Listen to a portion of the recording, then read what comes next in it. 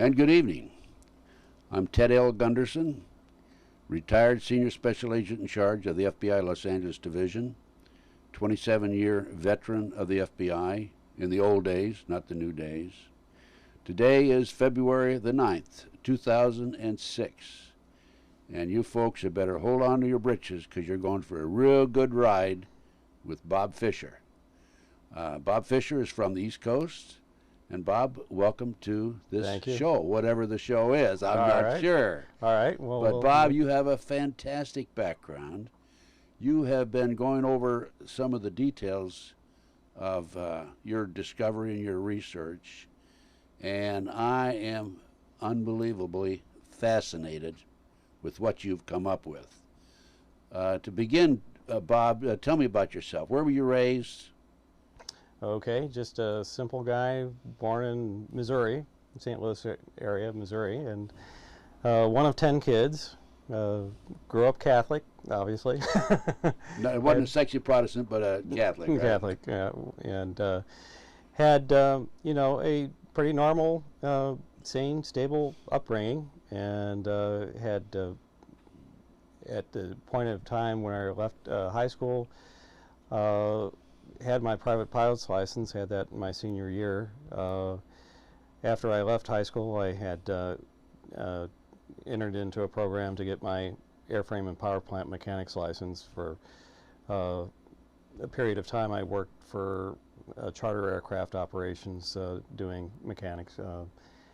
And then I decided to go back to school and got a background in biology and biochemistry and started working at the University of Missouri at their medical school in the various departments. I had worked in the biochemistry department, pharmacology department, and the pathology departments over a span of about 6 years. And then got hired by DuPont, came out to the East Coast in 1982, and started in life science research program that they had for their pharmaceutical division, and was with them up until 1997. And so that was essentially the extent of my professional, technical background. And Bob, we've been going over this material that you came to California with, and tell us, how did you come across this information? How did you develop it within your own mind, and how did you come up with this research? Well, I sort of like fell into it backwards is the best way to describe it. After my departure from DuPont, one of the jobs that I was able to pick up was working for a bank courier service, and some of the assignments were very long distances at night, driving from Wilmington, Delaware to Chase Bank in Manhattan, 2-hour drive up and back, and you just have a lot of time to sit and think, and things started coming to me about patterns of numbers, and wasn't something that I normally would do. I didn't have any real fascination with mathematical puzzles or anything up until that time. I had used mathematics in my job, but just in a utility kind of way. Never had any real draw to it. But I guess that there was some sort of influence, external influence on me to, you know, start paying attention to little mathematical details, and I started puzzling it together.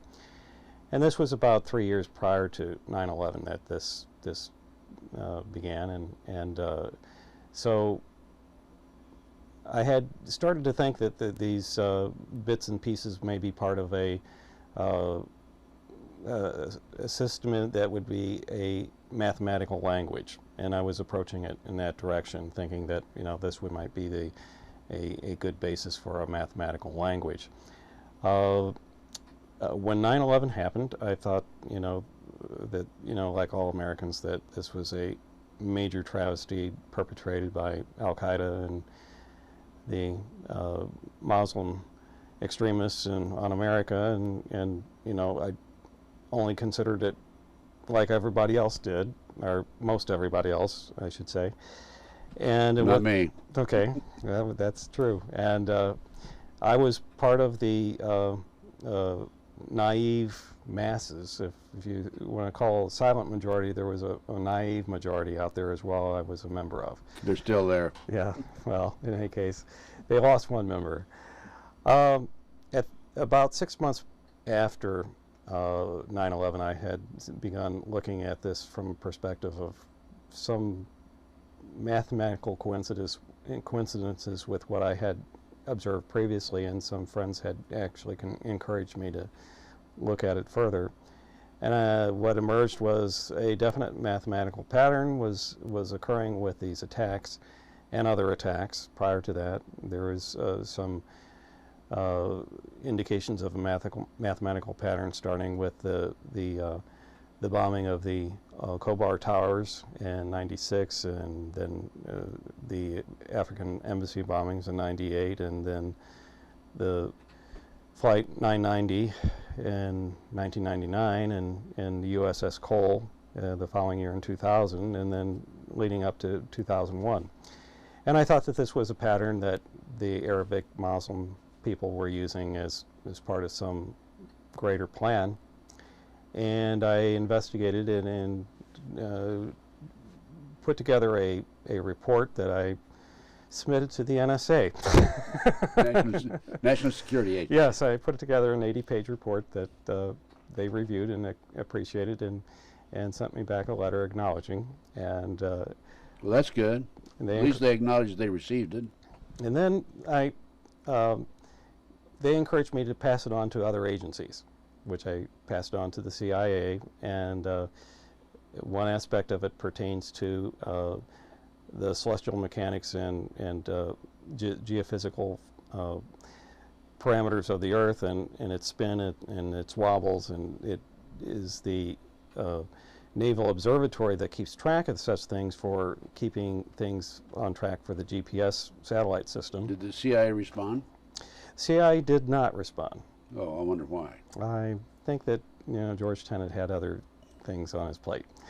In any case, thinking that these factors that involve the Earth's mechanics might be something that they may be helpful with, or they may actually appreciate learning about, I approached the Naval Observatory and had a discussion with people there for a period of time, and then all of a sudden they shut down communication with me altogether.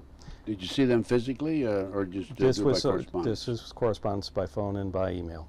And then, so I have those emails on disk, so I have a record of that. What was their reaction? Was it positive, negative, or they just quit communicating with you? Well, initially it was amazement, and then interest, and then when I started hitting upon things that, corresponded to reality, they pondered it, and they got back to me, and then after about a week, back and forth, then they shut it down.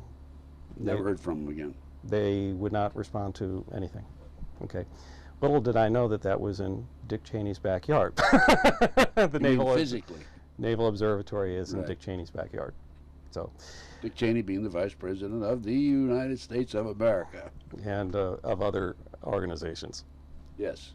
Yes, the much more significant organizations. So, like a lemming, like the rest of us, I just was totally in the dark, and it wasn't until about 8 months ago that I happened to be driving along one day and scanned up and down the dial, and found a radio program by, I'm trying to think of his name. Alex Jones. Alex Jones, thank you. And I listened to it, and my jaw dropped open, and I realized that I had been a fool. Then it all came together? After listening to a few of his shows, it started to sink in that this was a reality, and that this was all perpetrated by the very people that I was trying to address and bring attention to. And so it allowed me to understand, too, their behavior and how they interacted with me. Well, their behavior certainly accelerated your thinking, though, didn't it? Yes. It also particularly when you heard Alex Jones. Yes, and it also shut off Good for you, Alex. We're proud of you. Yes, okay. Thank you, Alex. It also shut down my communication with them altogether from my side. I no longer had any interest in speaking with them ever again. But then that gave you, what you had to figure, that gave you credibility then. Well, it gave me the impetus to think that, you know, let's look at this and see what actually is further in the rabbit hole and how deep it went. And I went deeper and deeper, and I think with the presentation you'll find just how deep the rabbit hole goes. Okay, you want to start? Sure. Let's explain what we have here on the screen. Okay. Itinerary coding shells. What does that mean? Okay, it seems Looks like a whole series of eggs, one within the other. That's what it is. Essentially, there are organizations that have, throughout time, essentially have an agenda that they've been following, and it is rooted back all the way back to the Knights Templar and their founding. And Knights Templar being what? they are the knights that essentially regarded themselves as the children of, or the progeny of Christ, and that they were a part of a privileged line of rulers that were intended to rule the world. Okay. What year would this have been? That would be, the founding of it would have been 1118, and essentially they had put together a crusade to go to the Holy Land, ostensibly under the cover of being the hospital knights who were to care for and help facilitate travelers to the Holy Land that was newly opened from the Muslim world. But their true agenda was to find relics and artifacts underneath King Solomon's temple that would verify that they in fact were the progeny that originated with Christ, and that would give them the validity to come back and have leverage in a political sense in the medieval world. Okay, go on with your story. Okay. Essentially, while they were there in their time period in trying to find these relics, they interfaced with the Muslim community there, who had a very articulate development of a mathematical system, and they picked this up from them, and they have employed that mathematics in their architecture and in other aspects of their activities across time. And the culmination of it in more recent centuries is that they have an itinerary essentially dictating how things are to transpire and a script to be played out according to this mathematical code. Their game plan. Their game plan. And when you come up to the time period when Isaac Newton and other people of his period, which is very well developed in a book by Robert Lomas, and essentially we think of Isaac Newton as the great scientist. Well, he was also practiced the black arts at the same time. He retained his interest in alchemy at the same time as being renowned as a mathematician and an astronomer. This was true of a number of the people of his colleagues who were Masons at the time, and this was the founding of the Age of Reason. So there was a marriage between alchemy and science in a way that they're employing. Alchemy and what? And who? And science. Science and alchemy were merged together. Right. In their Masonic tradition.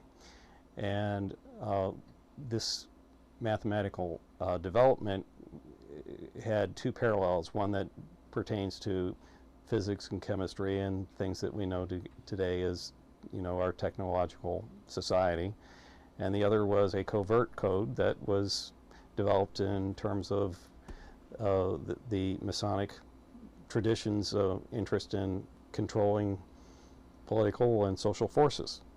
A secret society?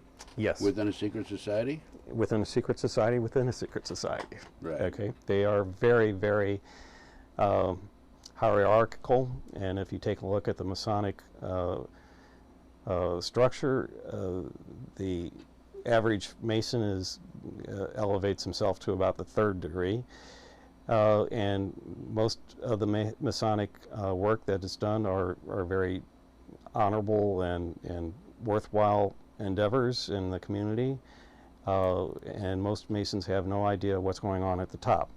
And when you get through all the levels up to the 33rd degree level, where the real power resides, there is a retention of a ritual and tradition that dates all the way back to the Sumerian period prior to the Egyptian civilization, and their acknowledgement of the gods and goddesses of that Sumerian period. And that is at the core of their ritual and tradition, and it is directive of their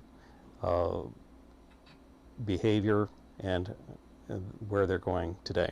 So you read this book? This and the other book that is helpful is understanding how the tradition of the Knights Templar had come over from Europe to the United States, or I should say to America. And this book here by William Mann is very useful in understanding how that tradition had been transplanted from Europe through Nova Scotia, and the movement of the Knights Templar and their treasure to Nova Scotia through Henry Sinclair in the 1440s, and that is a date that will have a number that is recurring in the code. But the year 1440. Well, the number 1440 will okay, be not the year. Well, that is the year that ostensibly there was a movement of the Knights Templar treasure from Europe to Nova Scotia. Yes.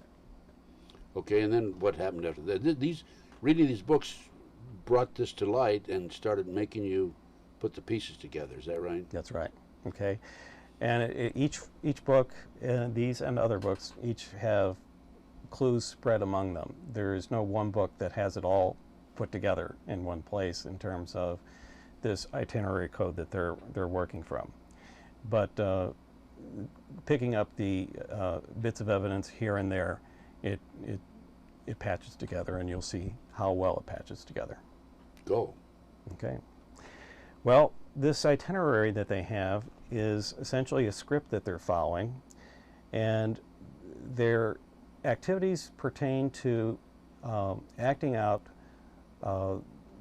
their accomplishments or their aims at points in time that are regarded as permissible. And their future acts. And their future acts. So this is something that not only gives you an understanding of the past, but it also gives you a handle on what's going to happen in the future. Okay. And this code is embedded in a marriage, going back again to this idea that there was a marriage between alchemy and real science. They have taken that idea and had addressed the earth and its movement and the celestial sphere, the stars and such, as a reflection of that mathematical code. Explain alchemy. Alchemy is essentially different things to different people. The original intent prior to chemists working with materials in order to create new things, there was the belief that you could take one substance and turn it into gold, and there was interest in creating wealth through this process of transmuting other materials into gold. More recent definitions of alchemy are presented in the sense of transforming the inner person.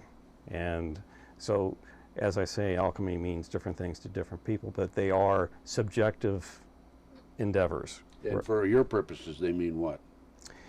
Essentially, that is the platform by which their subjective spiritual how should I say, world comes together and is married with the real objective world. And the sciences. And the sciences, right. So their use of mathematics and the sciences have been following two parallel paths throughout time. And what do we have here? Let's explain this. Okay. There are certain things that they have observed in nature that are beyond expectation. And an example of that would be, in an analogy, would be the diameter of the moon is just perfect so that when you have an eclipse, it just exactly blocks out the sun. Now, the moon could have been a variety of diameters. It could have been a variety of distances from the Earth. It could be going at various angles relative to Earth, but it is in orbit such that it is a perfect size at the right distance that it actually blocks out the sun. Now, the odds of that are very, very small unless there's some helping hand from a supernatural being to accomplish that.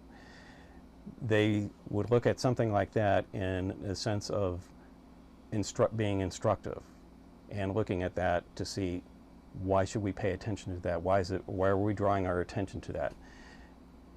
Physical things like that have led to the understanding that there are other kind of amazing coincidences between mathematics and reality. For instance, the Earth has geophysical forces that cause it to wobble, and they have a variety of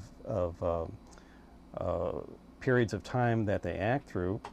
The shortest precession cycle, or wobble, is 432 days long, and that's the Chandler cycle. And okay, and that's... Well, let's start in the center there. What does the center mean, mathematically and geometric code? This is a figurative center, or core. Right there. Yeah, this is a figurative core. This is the code system itself. It's mathematical and geometric in its nature, and it would take a whole separate presentation to get into the depth of that. But is this the core of the Earth? No, I mean, it's just, I'm just drawing it here as a figurative core of the itinerary code. Right, okay. And this is reflected throughout the shells. And one of the amazing things with these forces that cause the wobbles and the durations that they... You're saying that the Earth wobbles? In more than one way. Right. You have 3 or 4 different wobbles going on simultaneously. It's sort of like one of those rides in Disneyland where you're going 6 different directions at the same time. Okay, but these wobbles are very slow in their progression, and some of them are extremely slow in their progression. So the shortest one being the Chandler cycle, and that's only 432 days long. And what does that mean, 432 days long? To make a full circuit of one revolution of wobble. Okay, just like you would have one turn in one day, one duration of this cycle going 360 degrees throughout its wobble is 432 days period. Now, does that mean that it wobbles one direction and the others wobble another direction? It's a circular wobble. Wobble. Okay. Yeah. Each of these are like a circular or a tilt wobble. The Chandler wobble is just a very short length, being only about about 30 feet long. But it's important in terms of GPS technology, because the Naval Observatory has to keep track of it to keep the satellites and the GPS ground system synchronized together. So this very minor cycle does have a real impact in terms of today's technology. The nutation cycle is another precession or wobble, and it lasts 18 years. And I'm presenting these values here in a way that I'm trying to accentuate the fact that there is a mathematical relationship between these, not just that they happen to be these numbers, but these numbers relate to each other mathematically in very unique ways. The nutation cycle is induced by the moon going around the Earth, and that wobble being 18.6 years is very amazingly, if you take 4.32 and square it, you get 18.6624. Likewise, if you take 432 and multiply it by 60, you get the zodiac precession cycle, which lasts 25,920 years. So when you say 25,920 years, you mean it starts over again after that? Right. This keeps going on, and it takes 2,160 years to go through one phase of the zodiac. That's what this ecliptic or zodiac precession cycle is. We've just entered into the age of Aquarius, and we'll be in that for another 2,160 years. So each of these ages have certain reflective meanings in terms of their ritual, in their mysticism, in their mythology, and it's also reflected in this mathematics. How about this obliquity, the tilt? That's the way it tilts? The Earth tilts, and it ranges in between 22 degrees and 24 degrees in its axis relative to the sun, and so it doesn't keep a constant tilt. It varies over this period of 40,000 years. Are you saying that these various, the Chandler, the nutation, and so forth, are all acting at the same time then? Yes, they're acting at the same time. Well, yes. now how can that be? One is on an angle one way, the other one is wiggling the other way, I mean, that's very difficult to understand or to believe. Well, it's hard to probably conceive of, but astronomers keep track of it, and just as they keep track of the Chandler cycle for keeping GPS systems on track, they keep track of these others, and making adjustments for the others is not, they don't have to make the adjustments quite as frequently, but they do occur, and they're very well documented. So geophysical is this particular. So are you saying that the brown or the core on the inside the Earth is one that wiggles? And green is the outer surface. The green is the outer surface, and the brown is the core or the inner. So are you saying that the brown or the core on the inside the Earth is one that wiggles and vibrates? Yes, the whole of the Earth, right? But the whole Earth does at the same time, yeah. Okay. Right. And then what about the Earth's surface? Now the Earth's surface has a transition from nature providing the mathematical code or to follow, where man takes over and starts to reflect that code. And this happens with the architecture that the Masons have employed in their construction of cathedrals and other monuments around the world. The pyramids are the most famous example of a reflection of the application of these code values into architecture. And cathedrals and everything that we see from the period of medieval and Renaissance Europe, when they were Freemasons were responsible for that building period, up to and including today, with much of the monuments that they have constructed as well. In recent years, yeah, you're going to show some examples. Oh yes, as we go on. As we go on, and then in recent years, in the last 50 or 60 years, they have taken this application of architecture and employing this mathematical system to the aeronautical level. They being the Skull and Bones organization and the 33rd Degree Masons. Knights Templar? I imagine that there are various divisions within the organization. There are many divisions within the 33rd Degree Masonry umbrella that are involved in this, yes. Do you think what you're telling me now and what you're going to tell me is in the next hour or so, hour and a half, 2 hours, is part of their secret information that they give to their members? Only at the very top. you don't pass this on to a third degree master mason. That's my point. Yeah, they have no clue about What this. you're saying is you think that you've come up with the secrets of the 33rd degree Masons, information about their activities and some of the secrets that they hold within their own organization. Is that what you're saying now? Yes, they and the skull And and that's what bones. you're going to deal with in the next hour, 2 hours? Yes. Very interesting. Okay, keep going. Like I Now, say, let's talk about this aeronautical then. like How does that apply to this situation? well, our aviation system is very young and relative to history, but they've been in control of it from the very inception up until this very day. And there are aspects of the Federal Aviation Airway system that is a reflection of the code. And I'll give examples of that. What code now? This would be a reflection of the code that we see on these other levels at the Earth core and at the surface. The same Okay. code. The same code. Now, how far does that extend from the Earth's surface, the aeronautical, As the light blue? as high as airplanes fly, and then we transition into the celestial level where planets and stars become involved with this as well. And that's the top celestial is the dark blue. Right.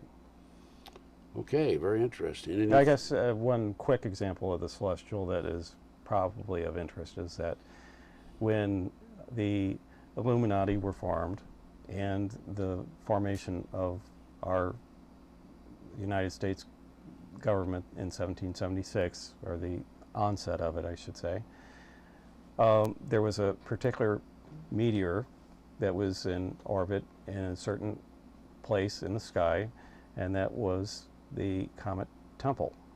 Okay, that is the very same comet that they crashed a NASA probe into on July 4th of last year.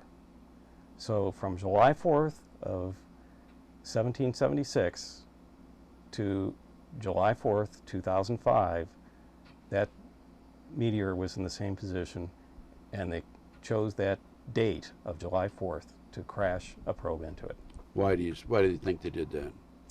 Well, of course, there is the scientific value in doing that, but parallel with it, I'm sure that there is a mystical meaning corresponding to it, and that I would have to leave to other experts to speculate on. That's research in the future. Yes, that's future research. We need to get into actual conversation with people who are responsible for this.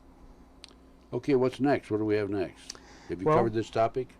I think that what we can go into is start looking at things that happen on the surface that people can see as a reflection of this code, and realize how it is being employed, and then we'll go on to the aeronautical level and see how that ties in as well.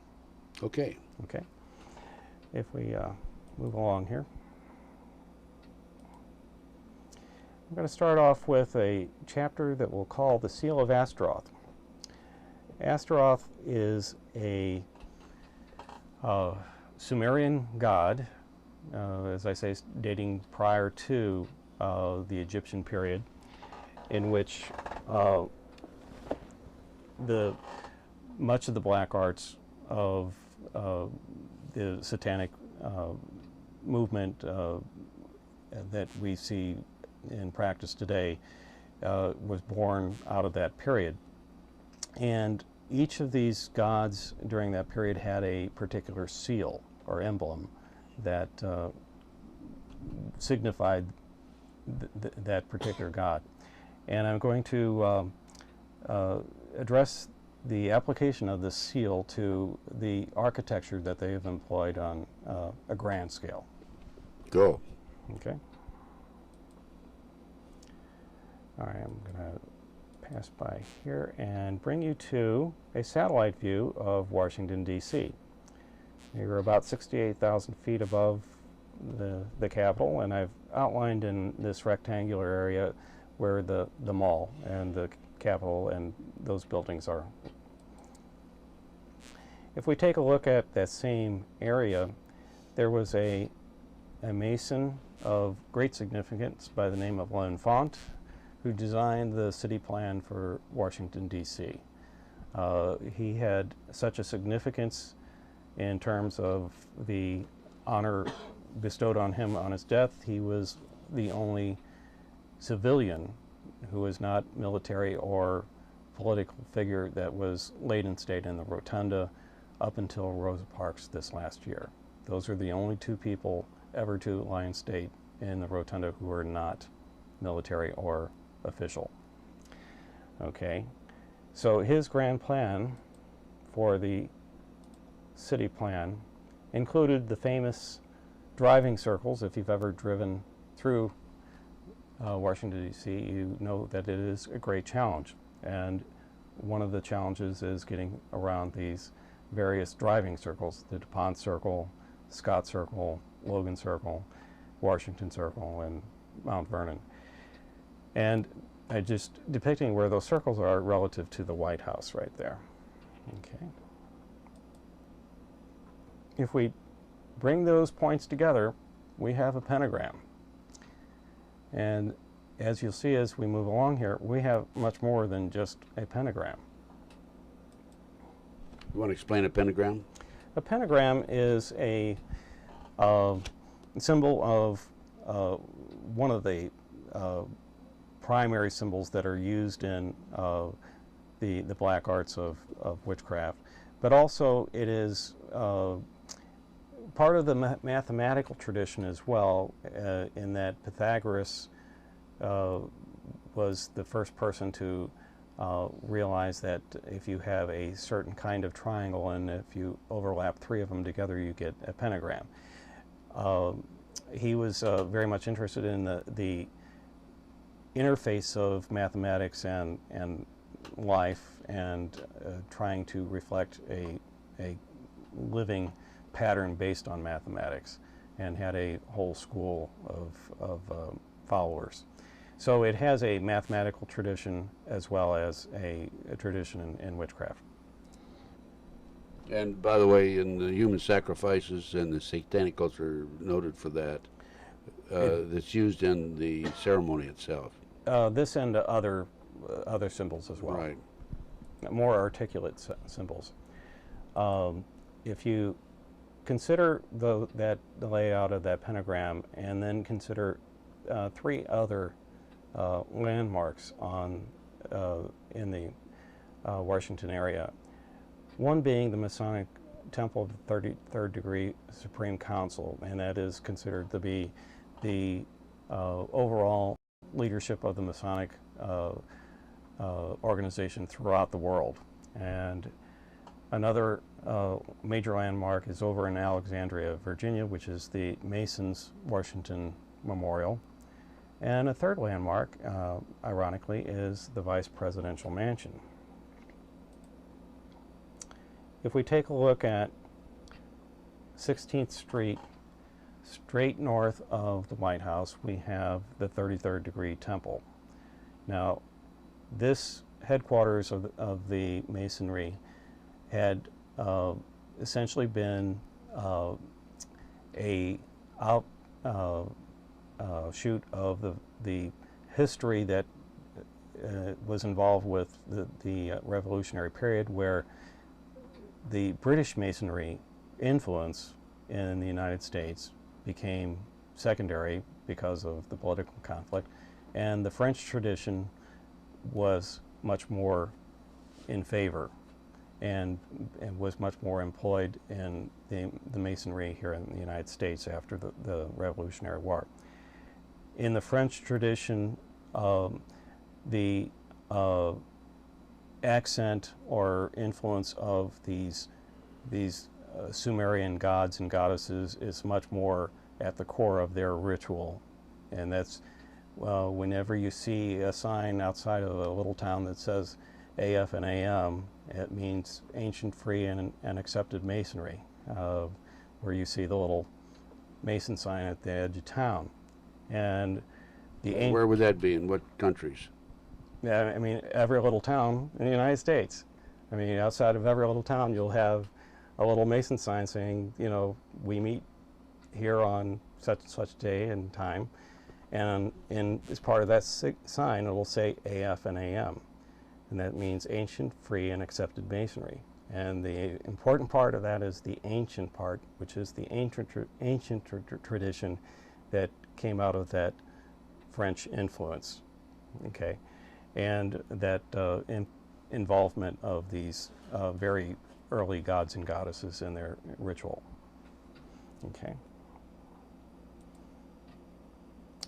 That 33rd degree temple is straight north of the White House, okay.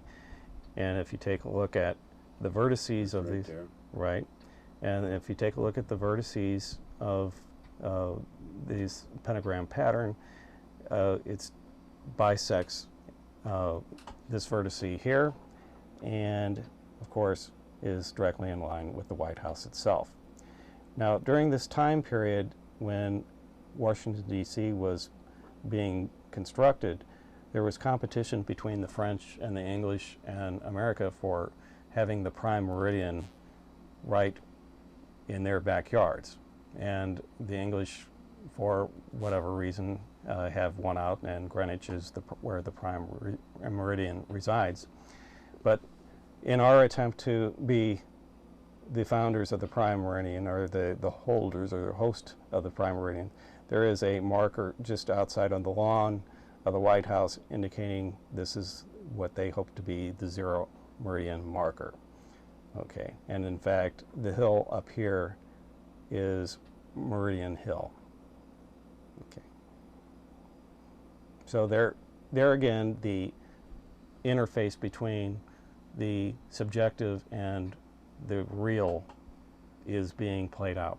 Another interesting point is that St. John's Church is adjacent to this line just north of the White House.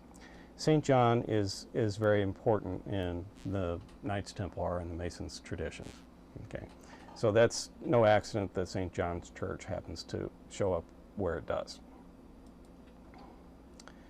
If we go down to Alexandria, Virginia, we see an aerial view here of the Masonic Washington Memorial. And you can see how the architecture, again, is very ornate and has specific significance mathematically and geometrically. It's no accident that they laid it out this way. It's not just that it's a pretty pattern. The relative position of that monument, the Masonic Washington Memorial in Alexandria, relative to the 33rd degree temple is illustrated here. These are all satellite shots. Yes, these are aerial. And you put these together yourself? Yes, I did. Yes. If you look at that same line, that orange line that runs down through to the George Washington Masonic Memorial in Alexandria, it provides some additional guiding lines for additional points of interest. This point right here is where the signers of the Declaration of Independence Memorial is.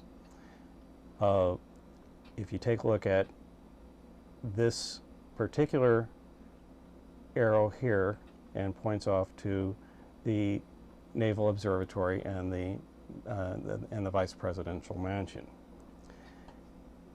Looking at the line through here up to here intersects the 33rd degree temple.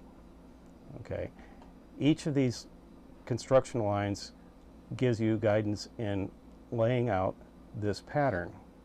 This pattern happens to be the seal of Astaroth. So they have trademarked our capital with the seal of a god. This is a god who allegedly cannot tell a lie when asked about the future. So their interest in Astaroth has to do with having a knowledge of and controlling the future. So a central role of the 33rd degree Masonry institution is about controlling future events. Okay. All right, so at this point I would like to transition to the second portion of this, These secret societies within the domain of the Masonry organization and others essentially are not only formulating the new government in the United States and at its inception, but they're expressing their dominant control across time ever since. And they do this architecturally. Jump to, once again, here's a location of the mall area in Washington, D.C. And once again, this is the overlay of the Seal of Astaroth on the street pattern and the layout in Washington, D.C. And just to review where the 33rd degree temple is. Now, if we take a look at lines of dominance, I would call them, because they essentially assert that the 33rd degree temple, which is located right here, is in direct line with the intersection of these points of the pentagram to the Department of Defense, from the temple across this point to the Capitol, and of course straight down through this vertice to this point to the White House.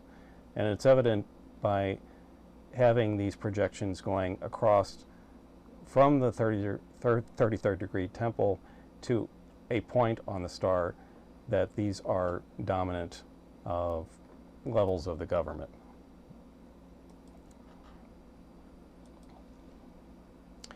Secondarily, if we follow projections from the 33rd degree temple across vertices like here, here, here, and here, we come up with essentially going clockwise around it, the Department of Justice right here, the Department of Agriculture, the Department of Interior, and the Department of State.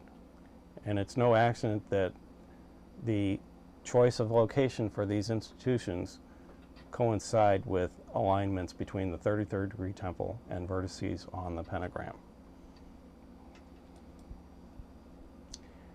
Pennsylvania Avenue has a unique aberration in that at the White House it goes to kind of a kilter.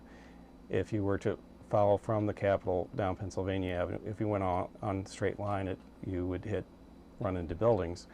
They have offset the western portion of Pennsylvania Avenue from the White House at an angle that intercepts this corner of the pentagram.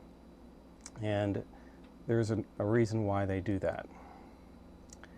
That allows them to acknowledge that from this point to this point points to the Treasury, another very important portion of the government's activity. Going from point to point, across from here to here, brings you to the Department of Labor. So monetary control and control of production is essential core of what they regard as a government's responsibility and their responsibility to control. As afterthoughts, we have lines that go through a vertice here and here to the Supreme Court. Okay, from this vertice here to this one here, we're in line with the Federal Reserve. And it's evident that these institutions are tertiary in their concern in terms of control of society. Okay. Connecting the dots, all right. Between the 33rd degree Mason organization, there are other organizations that have allied themselves with it. And one of the organizations of most prominence and of most significance relative to recent events is the Skull and Bones organization. Skull and Bones is a Masonic-like organization that is based at Yale University, and seniors at Yale are invited in based on characteristics that they deem to be significant to be members of the club. There are only 15 each year, And a good accounting of the Skull and Bones organization, if you don't mind handing me that book, not that one, the other one there, is given in an account by Anthony Sutton. This is not a recent, he had, I forget, I think it was in the 1970s that he had written this particular, and it is as important today to understand how across time the Skull and Bones organization has controlled history since the 1880s up until the present time. And it's important to realize who are members of the Skull and Bones organization. Go ahead, name him. I'll give you three biggies. The three biggies are Dick Cheney, George Bush Sr., George Herbert Walker Bush, as well as George W. Bush. And another interesting sidelight is Kerry, our other presidential nominee this previous election cycle, was also a member of Skull and Bones. So Skull and Bones would have been in control no matter who won. And in fact, that is how they strategize. They are in control of both the Democratic and the Republican Party. There is a level of control that exists above those two parties. And the Democratic Party and the Republican parties are secondary players in a bigger picture. Absolutely. Okay. So if they have demonstrated this kind of architectural and mathematical relationship to institutions as we've demonstrated, what about this possible connection with Yale, between Yale University and the Skull and Bones organization, which on their campus is located right here? You may notice that, like in Washington, D.C., the campus is laid out with pentagram patterns and their walkways and their quadrangle areas. So it's no accident that there's a reflection of the same kind of pentagram detail on their campus as well as in Washington, D.C. And this precedes, the construction of this campus precedes Washington, D.C. Okay, and this is where the Skull and Bones building is located. It's also known as the Tomb. That's how they refer to their building. Another secret society. Yes, I mean probably the most powerful secret society. The alums being members of the Illuminati. This is the American faction of the Illuminati. Okay.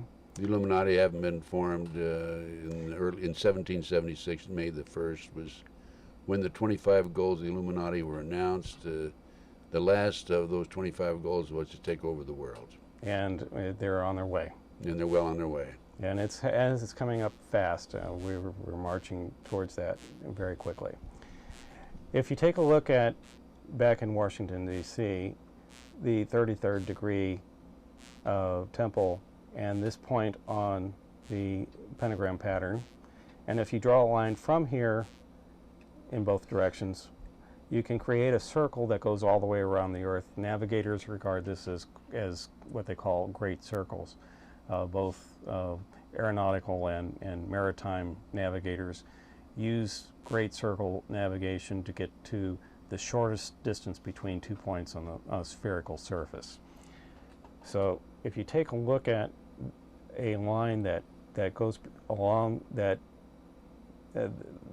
construction of, I'm trying to find my point, there it is, from this point here to the 33rd degree temple, and follow it along. It marches up along the East Coast, goes through New York City, right over the head of the Statue of Liberty. Now this is a culmination of the French Masonic influence in placing the Statue of Liberty squarely under the Skull and Bones, what I will refer to as the Skull and Bones Great Circle. Because if you follow along here, it goes all the way around the world, but it also, I'm sorry, I need to back up. I should have backed up when I went forward. I'm sorry. Essentially, it goes through some very interesting areas like the Mideast and Nazareth and in Israel. It goes through, look at these locations. It goes through England, France, Switzerland, Italy, Slovenia, Croatia, Bosnia, Herzegovina, I can't pronounce it, Bosnia, where we've had recent years had activity. It goes straight through the Israeli-Palestine area, Jordan and Saudi Arabia, and Yemen. Herzegovina. Yes, thank you for pronouncing that. Herzegovina. Yes, where we had the conflict in the 1990s. So it's no accident that we have these conflicts right on the Skull and Bones line, because it's part of the agenda. That line goes straight across the Yale campus right here. Okay? So that's where that line emanating from one point on the star and the 33rd degree temple in Washington, D.C. ends up crossing this pattern here at Yale campus relative to the Skull and Bones. Okay. All right, so this brings two organizations together in a very expressive, demonstrative way. It's no accident that Washington, D.C. and Yale campus have this geometry together, and that they are aligned along the Skull and Bones great circle, joining them together. They are married together in their activities. Okay, and that has been the case since its inception at the beginning of the founding of this nation. Okay, let me go on to our next one. They declare authorship of their actions, and they assign lines of responsibility both within organizations and on the surface of the earth. And I'll demonstrate that in a number of ways. Once again, just to review, this is where the layout of the 33rd degree temple relative to the White House is, and those relationships to those branches of government. Let's go back to the President Lincoln's assassination. I indicated that there are lines of responsibility that we think of, and within the hierarchy of organizations is most commonly when we think of that. But they also lay out these lines of responsibility on the ground. If you take a look at the 33rd degree temple, following through this vertice right here, on down to here, also from this point across this vertice to the same location, to that little red circle right there, that is Ford's Theater. That is where President Lincoln was assassinated. After providing two lines of attack on the president, they give you an honor line. This goes through the 33rd degree temple on through this vertice on down to the Lincoln Memorial. Now, if you see this just as in terms of one event, then you would think, well, maybe it's a fluke. Well, let's look on farther. Let's go on to McKinley. McKinley was shot at the train station. Here again, we get two lines of responsibility. From the 33rd degree temple, across this point of the star, to the train station. Here, across these two points of the star, to the train station. Okay, then they give a line of recognition or honor between this star point, this vertice, down to the McKinley Memorial, which sits just outside of the nation's Capitol building right here. As you go along the mall in either directions, right along that line emanating from the Capitol is the McKinley Memorial right there. So here in a second case, we have the very same configuration or utilization of lines of responsibility.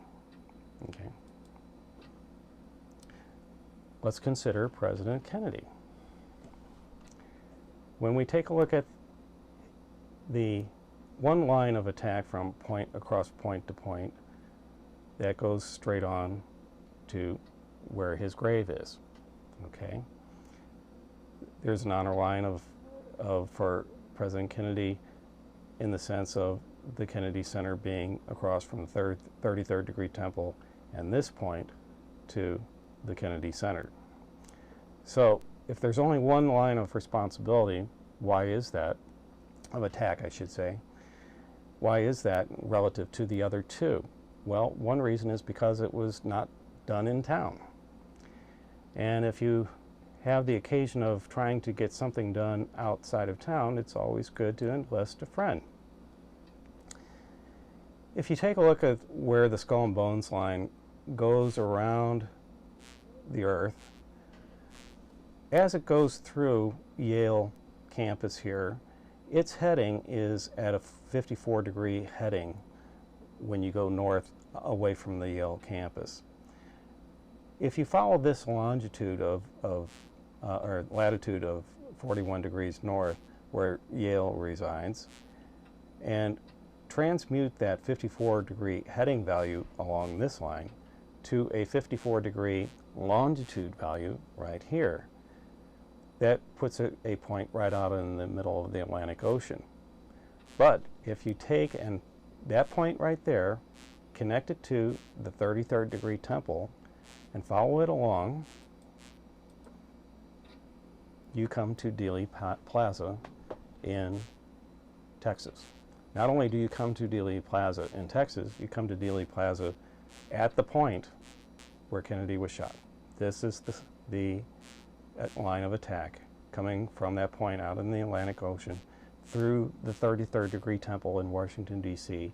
to the very place where Kennedy was shot, down to the foot.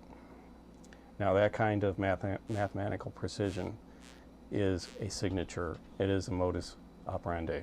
A little more than a coincidence. Beyond any imaginable coincidence. It's not even possible to be a coincidence. Okay. Another interesting aspect about this, if you take a look at the Skull and Bones line or not the Skull and Bones line, but that line of attack to Dallas, and take a 90-degree angle turn from that attack line at the 33rd degree temple, it goes through this vertice here, it goes through Ford's Theater, and it comes to the FBI building. Amazing. Could this be a line of responsibility? I think so. All right. Maybe you can comment about the FBI. Well, let's say there's a different FBI today than when I was in the FBI. I retired in March 1979. 21 years under J. Edgar Hoover. I don't care what you say about J. Edgar Hoover. He ran a great organization. We were known as the elite of all investigative agencies and all law enforcement agencies in the world, thanks to J. Edgar Hoover. And right after he died, it started, very frankly, it started declining. And when was his death? Well, there were some good directors along the way. Of course, we had L. Patrick Gray, not Rumsfeld, but Ruckelshaus. Ruckelshaus, yes. Was temporary. Yes. And then L. Patrick Gray, and then we had Clarence Kelly, and then we had not Louis Free, but Bill Webb. No, we had Bill Webster, and then we had Session, and then we had Free, and who do we have today? Okay, we've gone on to Webster. No, Webster. I'm sorry. The last one was who replaced Free? I'm sorry. Ashcroft. Ashcroft No, was he Attorney was General. Attorney General. And William Mueller. Webster. Mueller. That's Mueller. right, Mueller. That's Mueller's right. our director today. Yes, Yeah. we're both. Well, yeah. It's Well, late at night. well, see, I've been out 26, 27 years, so Yes, right. we had quite a transition into the modern day era, and the FBI has changed considerably from the time that I retired. Not because of me, but Well, it's been because through those were transition. different times, and Right. and very frankly, it's not the organization it used to be. Do you I think have that- I have case after case that I presented to the FBI. I have an international child kidnapping case out of Washington D.C. known as the Finders, Mhm. which is a CIA covert operation. Ties into satanic cults, no question about it. It's been operating since the early 1960s, and I've formally filed complaints at least half a dozen times with the FBI and demanded an investigation. I've given that report to other so-called responsible authorities in Washington, D.C., demanded an investigation. I've been ignored. I had advanced information about 911. Actually, I didn't have it. One of my sources did. Gave it to the FBI on March the 20th, 2001. Ignored.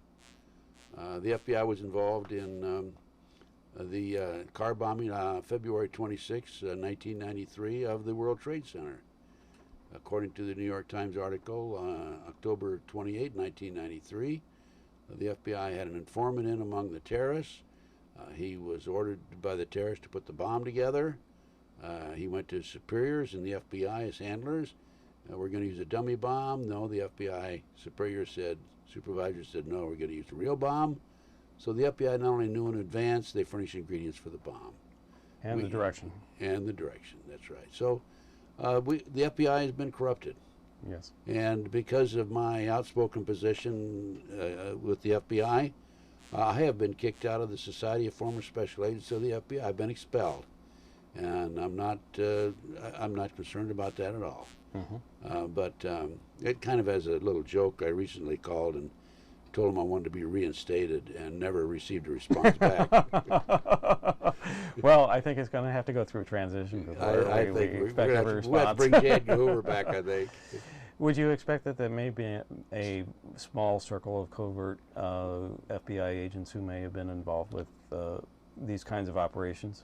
There's absolutely no question about it. Back at the Kennedy period. I have knowledge of a covert operation by the FBI involving 5 different agents from different FBI field divisions who were called in. They're not involved on their day-to-day work with each other. They're called in for assignments, and off they go. And I don't know the details of their assignments, but I know one of them was involved in drugs. This particular FBI agent was assigned to Omaha, and he operated out of Offutt Air Force Base. It's a SAC base, as you know, right outside Omaha, and which is known as a CIA operation. There's a lot of CIA activity within Offutt Air Force Base.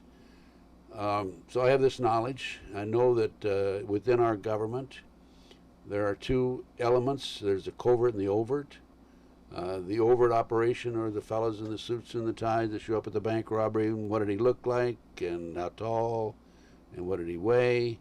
The covert operation involves assassinations, burglary, murder, kidnappings, and they're regular criminals. And they're recruited out of special forces, including McVeigh, who was recruited out of special forces, by the way, on Oklahoma City. And these people answer to no one. There's no paper trail, and they use these men and women for covert surveillances, illegal activity, criminal activity, and you're looking at one of the victims, by the way, I might mention. I have absolute documentation that I have in my system as we sit here and look at the camera, and I'm looking at you and the camera. I have absolute documentation from a laboratory that I have 3 times the safe level of arsenic in my system. And it has been administered to me through aerosol. I have needle marks in my car between the door and the door jamb where they put poison into my car when it's locked and the windows are all up. And I breathe this and it goes into my system. I have this it's well documented. So this is a covert operation of the government. I think that in particular this is probably NSA, military intelligence, working together. One of the interesting things that you made an observation of is no paper trail. The Masonry organization is so secretive about even their rituals that they leave no paper trail about their internal operations or their rituals. Everything is word of mouth, so it is a very few trusted individuals that actually get into the very inner circle and retain this oral communication. Bob, I interviewed Jip Tatum, 25-year Black Ops operator with the CIA, and he told me that he could go into a bank in, I think it was Rochester, New York, and on his signature obtain $250,000 cash for some of his covert operations, and he'd use that to pay off his buddies with no paper trail. So we have this. Now we have, most recently, President Bush has announced that we have secret wiretaps, right, without going through the courts.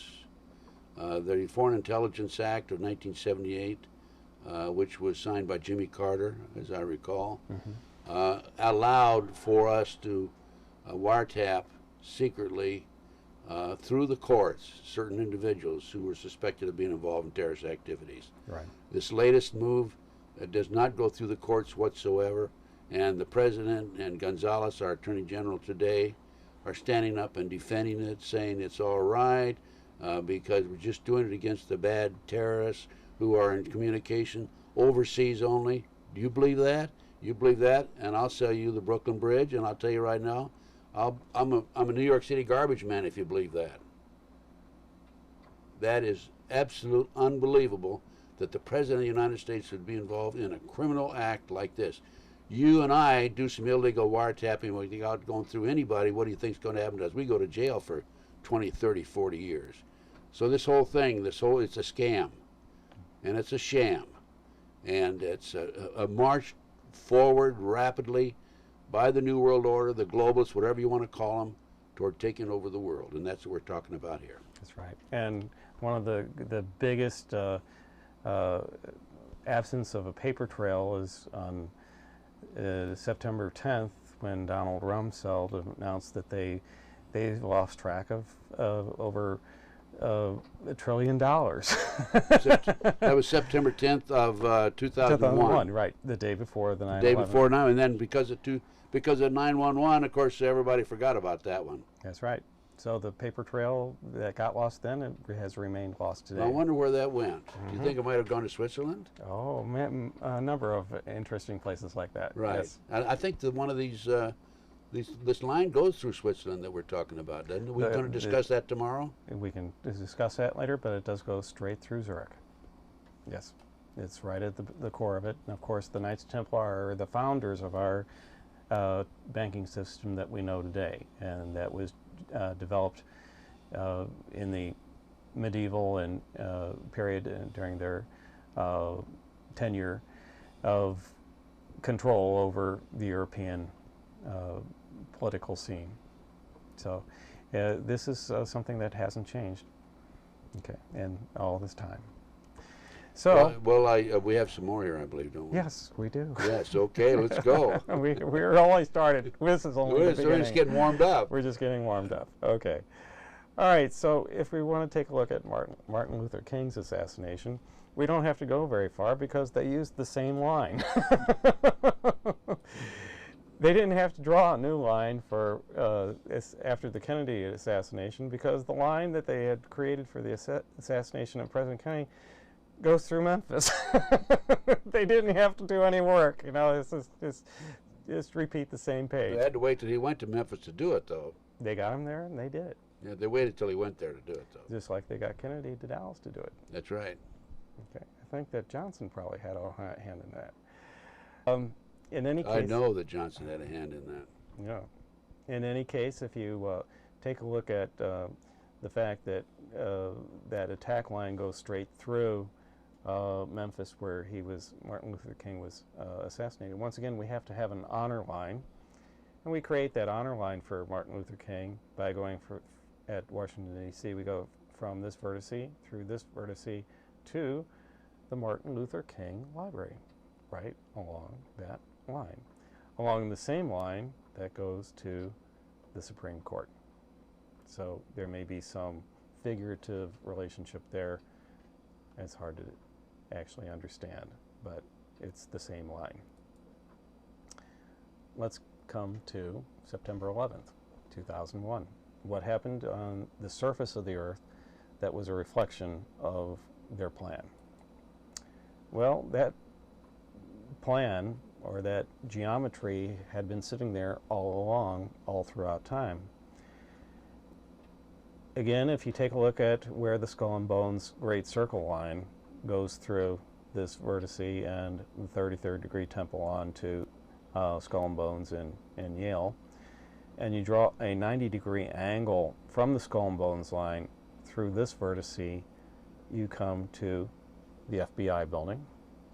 From a 90-degree departure from the Skull and Bones line through this vertice brings you to the Department of Justice.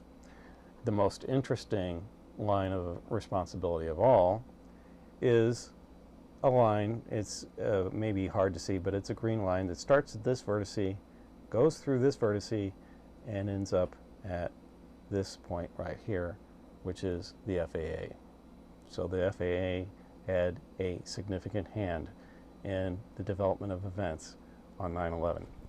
So when they planned to put the FAA building in this place, I believe in the 1960s probably, is when they constructed it, there was no accident that they put it along this line.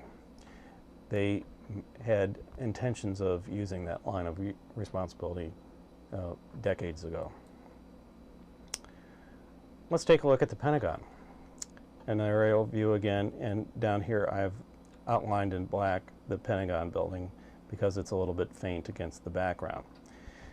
If you take a look at a line running through these two vertices on down, as well as from the 33rd degree temple, I'm sorry, along this vertice, and that's not 33rd degree temple, that's just a vertice of the pentagram.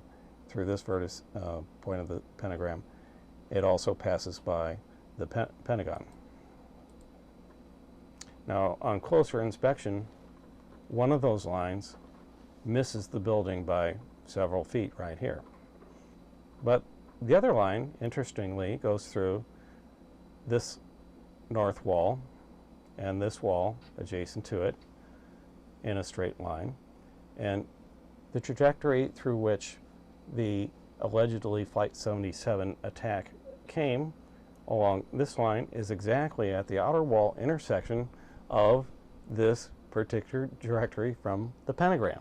And I think it's interesting to note that the opening was 16 feet across. It's a little bit small. A little bit small for an airplane of that size, I believe. For a 757, yes. 757. Yes. And in any case, but the precision to come across from a line of direction from the pentagram and have it intercept the very location on the wall that where the impact occurred indicates a degree of precision that no human pilot could possibly have accomplished, number one, and to, of all sides of the building to exactly hit the intercept of that line at the wall is no accident. That was a plan, and it was not the pilot on board who accomplished that. I believe all the generals and the higher-ups were on the other side of the building that day, They were weren't they? very safe that day, yes. Right. And we didn't lose anybody above the rank of probably Clerks. captain, clerk or captain, right.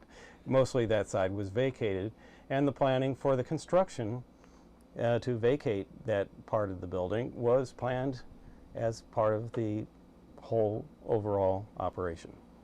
Just as there was a relative few people on board those flights compared to all other flights who were transatlantic flights that day, or transcontinental flights that day.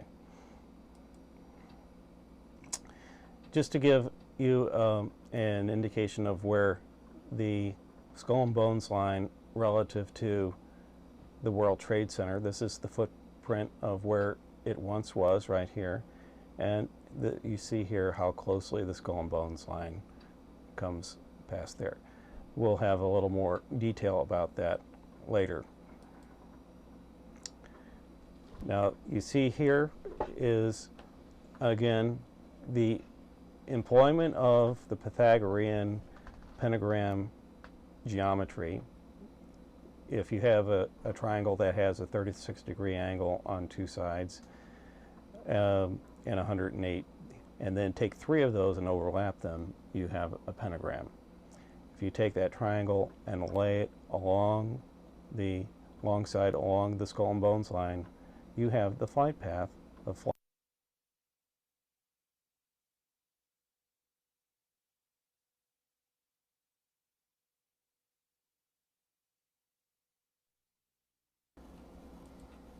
Okay.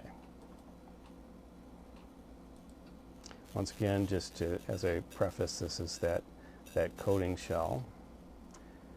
And this is the application of the Skull and Bones itinerary to the aeronautical shell. And we'll go into a little bit of a preface and then how, when, who, and where. In this preface, we have the Federal Aviation Administration offices that are responsible for the Federal Aviation Airway System. In particular, there is an Office of Aviation System Standards and the National Aeronautical Charting Office. Together with the National Geospatial Intelligence Agency, these are the 2 primary parties responsible for the development of all aeronautical charts that are employed by pilots, and also the placement and the operation of the navigational aids that are along the various airways. Okay. I'm trying to recall where that. Can you hand me that map there? It's sitting underneath there, right there. Thank you. Every FAA chart has a declaration, and right here it's in fine print, and you can't possibly see it on camera, but I've got it right here. And it says it's published in accordance with Interagency Air Cartographic Committee specifications and agreements approved by the DoD and the FAA, which means nothing gets on an FAA map used by a pilot that isn't approved of by the Department of Defense. These 2 are married together at the hip and have always been the case. Now, they had in its prior iteration, the charting responsibilities were part of the Air Force's Office of Aeronautical Charting and Information Center, which was in St. Louis, incidentally. And that became taken over in recent times by this geospatial organization, which is much more tied to DoD operations and intelligence operations. So now there's an intimate link between the intelligence agencies and the civil aviation activities. This here is what's called an IFR, en route high altitude chart, and this is a depiction of where that chart covers in the United States. It's essentially the eastern United States, and this chart is used strictly for operations that are above 18,000 feet. So primarily this is your jet and commercial airway operations. Okay. All right. And these charts are offered in a very interesting listing. If you go to the FAA's website, you will see offerings for all these technical charts for all around the world in various manners and forms, and every one of these are strictly aviation technical charts.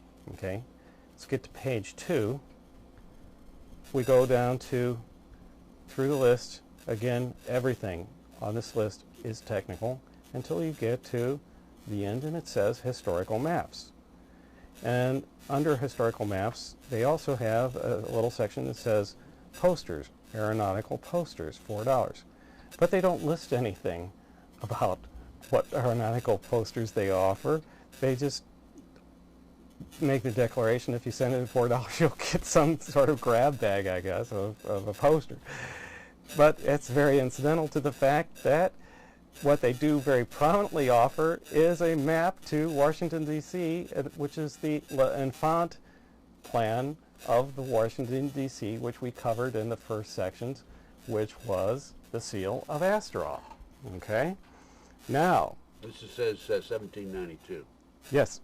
So why would the Federal Aviation Administration make an offering for the city plan of Washington, D.C. from 1792 as part of its technical offering? Why? Because you're hanging out a shingle. It says, if you're one of us, you'll recognize why we list this here, so drop by and say hi, okay? This is analogous to the placards that Masons post at the edge of small towns. If you remember, come on by, we're open for business. So there is a core of operation with the FAA that is controlled by the Skull and Bones organization and the 33rd degree Masonry, and this is their declaration of it. That may seem very incidental, but as we go on, you'll find that that is very compelling. Here's another compelling thing. Up until November 18th in 2004, there was no concern about offering aeronautical charts to the public. Anyone could purchase a chart like this and other similar charts that pertain to various aviation operations. But then they made the announcement, effective October 2005, we are no longer offering these what they call flip charts, or flight information publications, to the public. After this date, they're proposing that we have to go through an authorized dealer who will check you out and only make the sale of these charts to appointed people. Like pilots? Pilots, but that had been not a concern for 50 years. They have charts out there that they've been putting out all this time. Why all of a sudden, in recent months, are they shutting down the availabilities to the general public? Do you have an answer for that? Yes. I thought you did. And you'll see it in just a moment. First off, I wanted to give you a little bit of an overview of how the National Aviation Airway System is organized. They use a station called a VOR, a very high frequency omnidirectional range station. I've got a depiction of one here sitting on a hill. And they have different flavors depending on whether it's strictly civil, or this is the military version, the Tactical Aeronautical Navigation Station, or a merging of the two operations in a VORTAC, or a VOR that has additional distance measuring equipment attached to it. Each of these are depicted on aviation charts in such a way that they become waypoints along the way to what is essentially highways in the sky.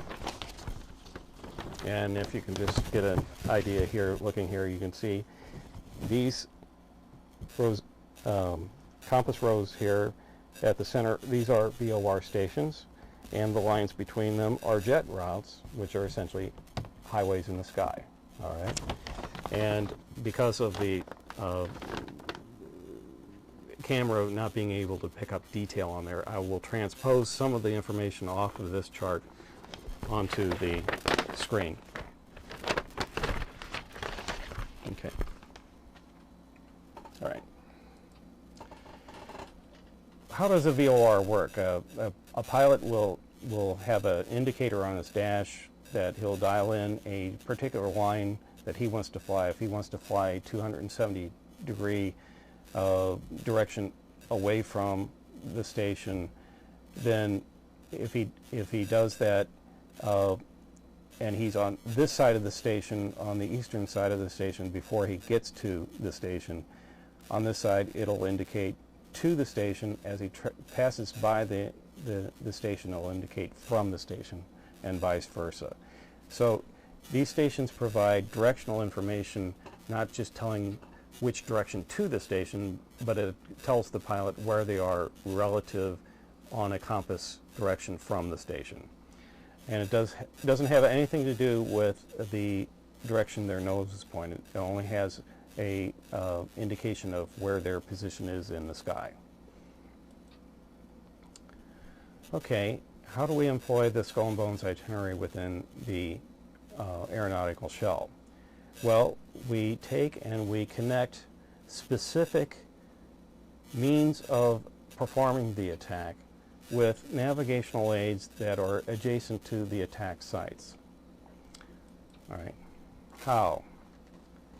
Matching the attacking aircraft to navigational radio stations adjacent to the respective targets. Okay, I have a listing here of the 4 flights involved in 9/11 that we're aware of. If we take a look at American Airlines Flight 11, there are 3 kinds of identification you can find for an aircraft, one being the number that you would find on the tail of the aircraft indicating its FAA registration. It's just like a license plate. Of course, there's the aircraft model of American Airlines 11. Flight 11 was a 767-223, and then the serial number of production number that Boeing assigned to that aircraft. Flight American Airlines 11 was serial number 22332, and this prefix of 223 has nothing to do with, it is not a compulsory thing that you begin a Series 223 aircraft with a serial number 223. For instance, 757-223, the American Airlines Flight 77, begins its digital serial number with 246. This one has nothing to do with this serial number sequence, or this with that. Okay, but it is interesting that this number and the first 3 digits here are the same digital sequence. Now, if we take a look at this map here in detail, what we would find is one of the jet routes that emanates from, find my pointer here, from the LaGuardia VOR on the map, projects away from the station at a 322-degree direction, which incidentally is the code value for skull and bones. If you take a look at, I'll find it here quickly here. Well, this is not a very good depiction of it, but I'll show it to you quickly. It has the skull and bones, and 322 is their organizational designation. Okay. What has happened throughout time is that they have used 322 as an indication of a heading, okay, as they have here. Notice that along jet route number 223, this one here, that's jet route 223, coming from LaGuardia VOR, is where we find American Airlines serial number 223 on jet route 223, emanating from a radial direction of 322 degrees, which is the skull and bones designation. This is the distance to a particular reporting point that pilots use, or they call it a fix. In this case, it's a DMA fix. It's a distance from the station where when a pilot gets to that point, he would report to an air traffic controller his position and intentions to either turn or proceed or follow the flight plan. This little label here indicates the number of nautical miles from that VOR station to that reporting point called course. Each of these reporting points have a name. So when a pilot flies over, he indicates to the air traffic controller that he has passed chords. 74 happens to be the exact longitude of the World Trade Center. Okay. LaGuardia VOR is the VOR station closest to the World Trade Center. Okay. When we take a look at in Washington, D.C. at the VOR on the Reagan International Field adjacent to the Pentagon, within just a mile or two of the Pentagon. This particular VOR has a projection out to a DME fix called Pauke out here, and it is along the line of 246 degrees. Incidentally, this pointer from this label is exactly aligned with that 246 degree direction on the map and this designation on the map. Now, it is a kind of amazing coincidence that the first 3 digits of the serial number, 246, for American Airlines Flight 77 matches this very same configuration, as did the 223 match the serial number in this configuration here at the very navigational aid that is most adjacent to the attack site. And these are the lead aircraft in both occurrences. So, are you saying then that these planes were handpicked before because of their numbers? Yes. Yes. And this ties into what you said earlier during this interview, secret information that is actually out there into the public, but the public doesn't realize that it's well, there is its significance or its meaning. There are people in the public that are in the know, but they're a very, very small circle of people who are in the know. It is interesting to note that American Airlines, because of its financial condition, was in receivership, I believe, and the 2 aircraft that they own that were involved with this were not owned by American Airlines. They were owned by banks out of Wilmington, Delaware. Namely, First Union National Bank owned Flight A11, and American Airlines Flight 77 was owned by Wilmington Trust. And those aircraft were not in the lineup for those flights on those days. They were transposed in that position at the last minute. They were not scheduled. The flight those flights were not scheduled with those airplanes. Is that what you're saying? on that day. On that day. Until the last minute. Well, how did the banks have to do with that? The Wilmington Trust and so forth. That's an interesting question, and would seriously consider as an investigation. Do you have any thoughts on that? It would only be speculative at this point, but I'm sure that there is infiltration of this Skull and Bones organization and within the financial structure of our country. Their utilization of these aircraft is no accident. Ownership of these by parties who may be involved with the Skull and Bones organization is probably not a happenstance.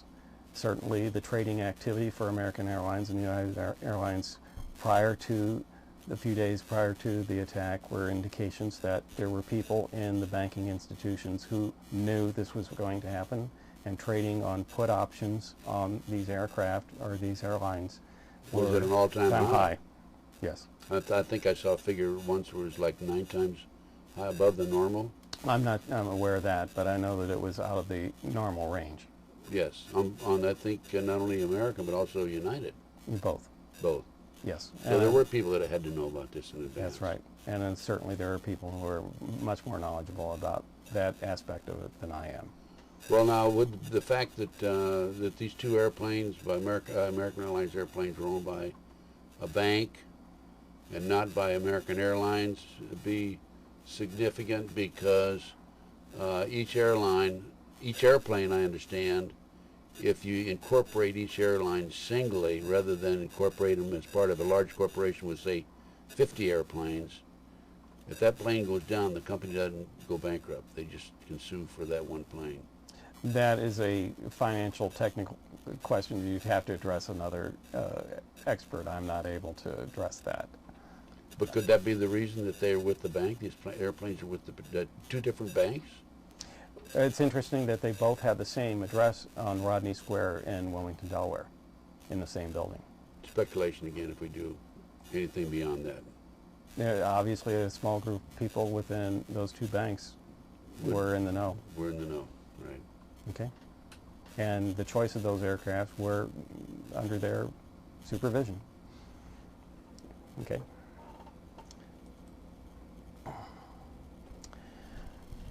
Let's jump to LaGuardia Airport and the LaGuardia VOR that I mentioned just in that previous slide. Once again, just bounce back to the previous slide. This is the LaGuardia VOR, which is adjacent to the World Trade Center. If you take a close-up view of it, remember, it looks like a hat kind of structure. LaGuardia VOR is placed out on pilings out over water, and at the end of runway 22 at LaGuardia Airport is actually built out over the water. So this actually looks sort of like an aircraft carrier deck when you look down on it. And you've got this VOR station very peculiarly placed out in the water.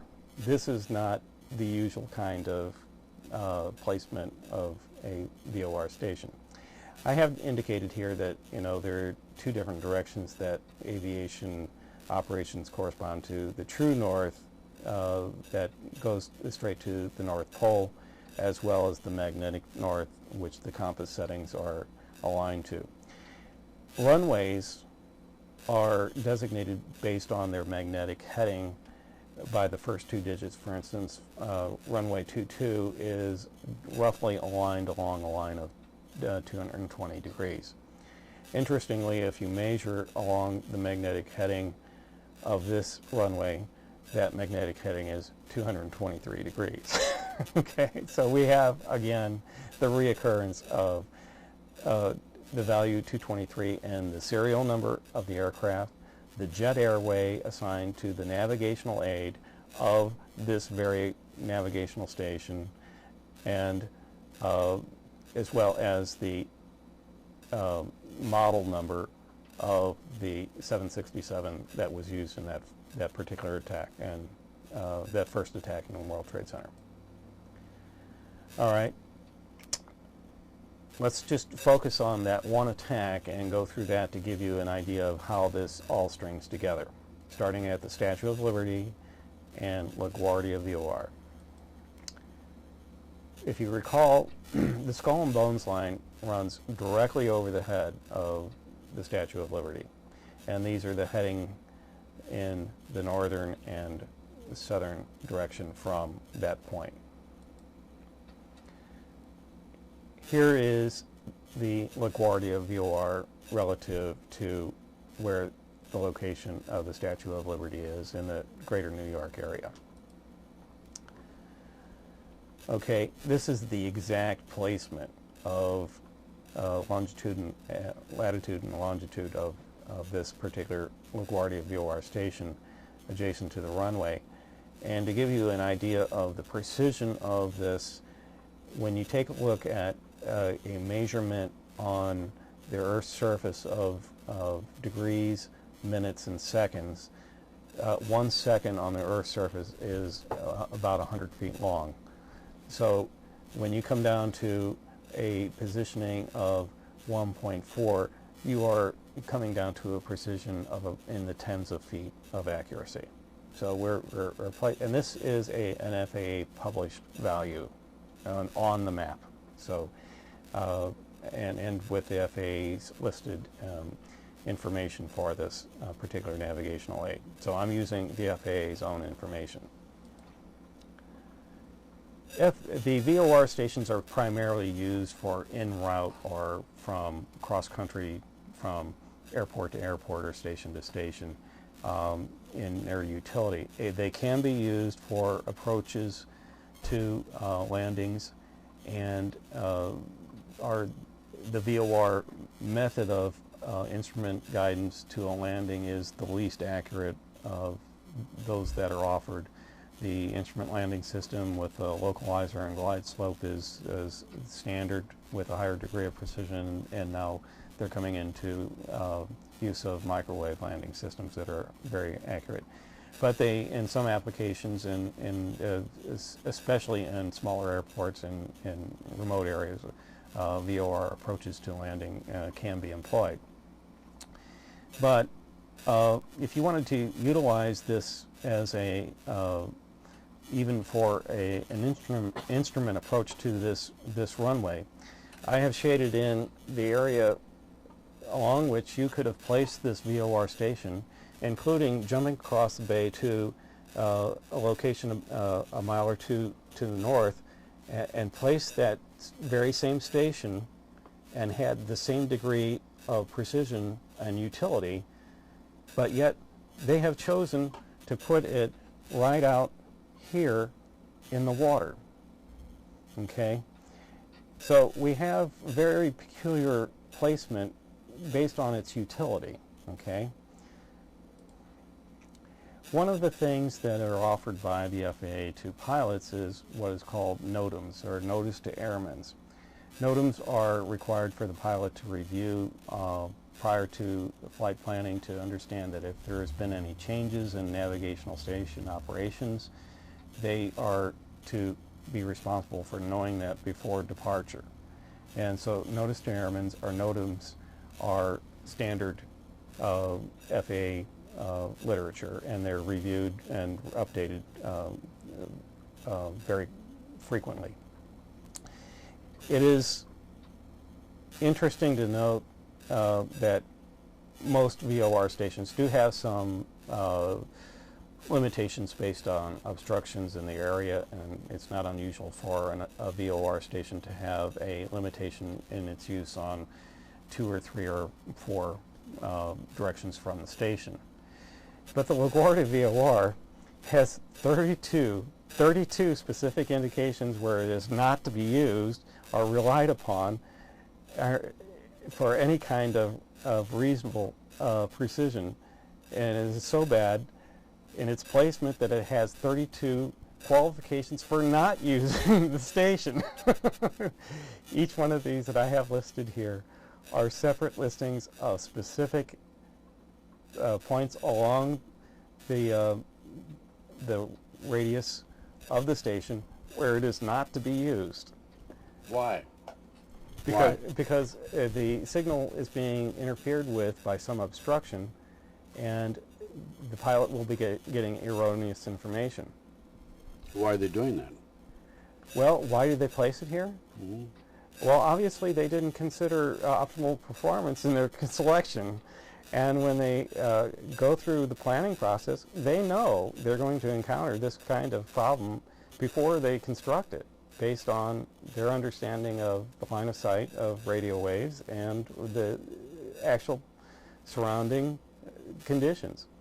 So they have chosen the absolute worst possible location of this in terms of its performance. But yet, in the 1950s, when they placed this is where they chose to place it. So why? There's other reasons why. Well, that's what I'm asking you. We'll see. You going to show us? Yes. By the way, going back to the map that's no longer available, why is that map no longer available? You have some thoughts on that? Because it has information that they don't want us to realize. What kind of information? Indications that plannings of attacks are actually specified on the maps. In the future? In the past. In the past? Okay. And in the future, probably. Okay. Obviously, with the indications of the matching of the serial numbers with specific radio navigational aids adjacent to attack sites was past information that they had published on their maps. Okay, And they don't want anybody like you figuring it out in the future. Well, are figuring it out in the past. Or figure out. Too late for that. Okay, go ahead. Okay, let's jump to when. Okay, when are we going to attack? If we take When are we going to attack? Or when are they going to? They're I'm going sorry, to I was attack, yeah. I'm sorry. Watch your language there. Yes, so I'm gonna have to. You've been doing very well. I'm imagining you're pretty tired by now, aren't Okay, you? well, I'm okay. Okay. If we take a step backwards and look at the location of LaGuardia VOR adjacent to the runway, and this is where the Skull and Bones line runs, adjacent to it. It's not exactly on it, but it's adjacent to it. This line that I have here, the white line, projects away from the Statue of Liberty. They both intersect the Statue of Liberty back down the road. Okay. Now, when we take a look at the point at which this line, this white line, and this yellow line, the Skull and Bones line, are equidistant from the Statue of Liberty, and we draw a line from the center of the station across to that intersection of equal distance on the Skull and Bones line, we develop this vector, or this arrow here, that goes off in a direction of 320.95 degrees. And that will become very important later on to pay attention to. But the other interesting thing is that the distance between these two lines happens to coincide with one of those magical coding values, namely base E. If you take base E and divide it by 10, you have the number of mileage distance between these two lines right here. Furthermore, when comparing this gap of 1,434 feet, that is very close to another magical coding value, and that being 1,436. It turns out that in a day, when the Earth goes through one revolution, or 360 degrees, it's not quite a noon to noon day. The Earth actually has to turn 320 plus a little bit more each day to come from noon to noon. And that's because we're advancing in the orbit and it has to compensate. So for the Earth to make a 360 degree turn, that's called a sidereal day, not a standard day, a sidereal day. And that particular day is 1,436 minutes long. Okay? That gap is very close to a sidereal day in minutes. A standard day is 1,440 minutes from noon to noon. So this 4-minute difference is something that we have a little bit of a gap that occurs every day. All right.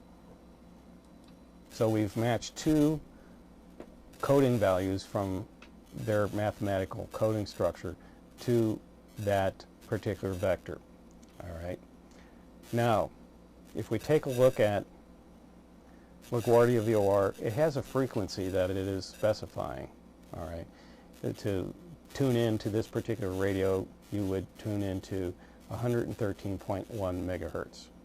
Well, this is very interesting that it's 113.1, because if you take the day of the African bombings in Kenya and Tanzania to the day of the attacks on 9/11 is 1,131 days.